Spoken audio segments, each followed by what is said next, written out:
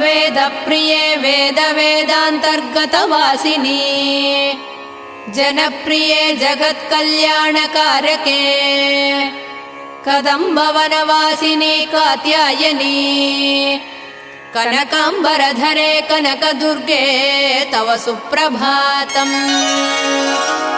कल्पवृक्षे महाकल्पादिकालनिर्णये मातः मधुसूदनादि महादेव विनुते मन्दाकिनी सलिलसेवितपदे मन्दस्मिते कनकाम्बरधरे कनकदुर्गे तव सुप्रभातम्।